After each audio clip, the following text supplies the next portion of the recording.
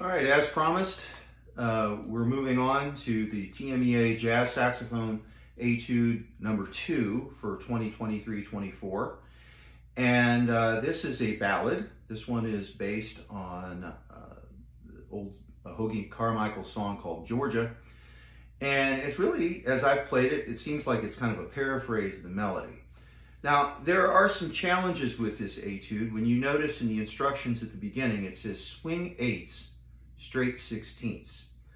And there are some rhythms that are in here, like a dotted eighth, sixteenth. And in order to bring that out, you really have to exaggerate that so it doesn't end up sounding like a triplet in being precise.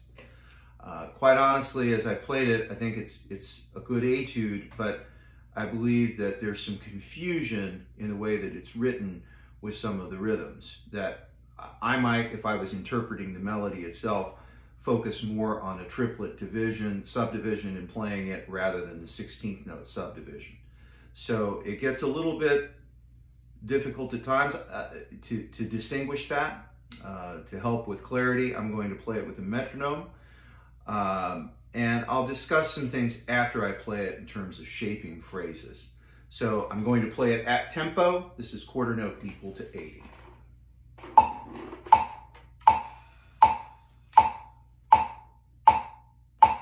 One, two, three.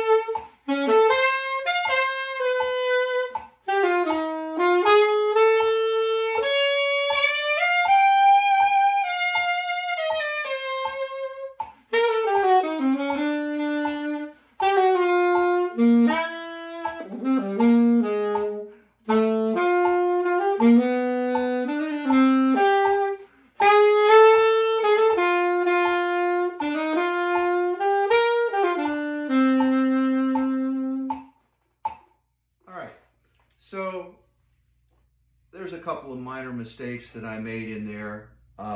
Also, as I'm playing this, I haven't spent a great deal of time with it, but I noticed some challenges with breathing. We're going to have to shorten notes in order to capture breath, so like at ends of phrases. So in some cases, it's kind of like running, the phrase ends up running long. For example, bar 20 is a great place to take a breath, leading into 21, the second half of the bridge. If you're trying to play into 25 as it's marked, it would be difficult. I would suggest trying to breathe in 23 after the G sharp. Breathing is a very highly personal thing, and everyone's going to be different. And of course, that will vary based on the tempo that you play it and the volume that you're playing at. Some of the challenges with this etude, for me, one, it starts off in the high register. So instead of, if I was playing this song, the song Georgia, I would likely start in the lower register and start a little bit more mellow. But the way it's written in the high register, and it's also written with a forte dynamic. So I think it's important to sing that out, and towards the end of the first A section in bar 7 and 8, to decrescendo and then rebuild again starting in bar 9 on the second A section. The bridge, which starts in bar 17, is marked mezzo piano. As with any music, when you have dynamic contrast, I think it is always best to overdo the differences. So since it starts off loud, I would play 17, probably even less in mezzo piano. It might even be more on the piano end of the dynamic spectrum to give yourself room to build back up through the bridge into the last A section of the song. The other thing with this is, like, how do you use vibrato? And as I'm playing it, I'm using kind of a narrow vibrato, at times almost a continuous type vibrato, but not a classical oriented vibrato. So I'm just trying to sing this melody because, you know, in playing a melody, especially in an instrument like saxophone that has such a vocal kind of character to it, you're trying to get as close to you as you can to the human voice and trying to have that kind of expressive nature.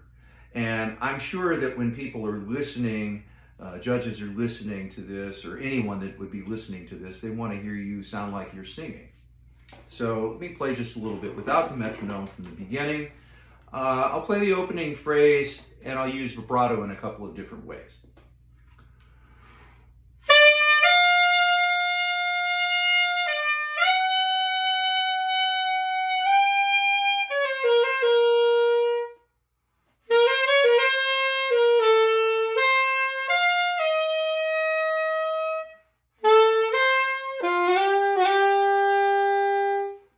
Really hard for me to do that, playing it just with a straight tone, just to show you how different it is without some kind of vibrato to help color the sound, warm up the sound, and bring out a little bit more in the melody. So next I'm going to play it with vibrato.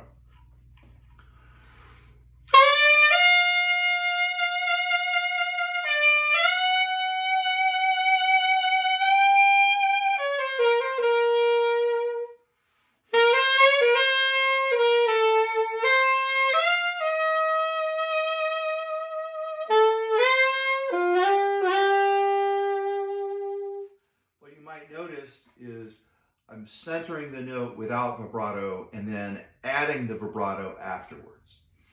I'm keeping it fairly narrow because if I change too much,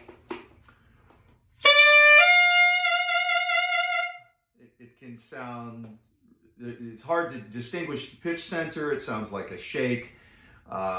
It's not really right. It might be right in a particular style of music or a certain kind of setting, but not here. So keep the vibrato narrow. You're in that upper register. A little bit goes a long way.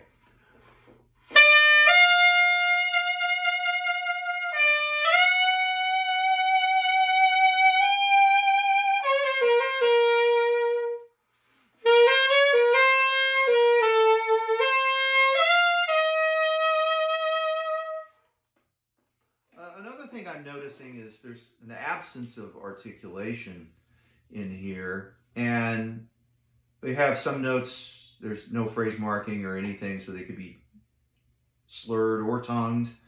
But some of these quarter notes, depending on what's being played underneath it, if there was a rhythm section playing, I might play some of the quarter notes short, not long, but they're not marked that way.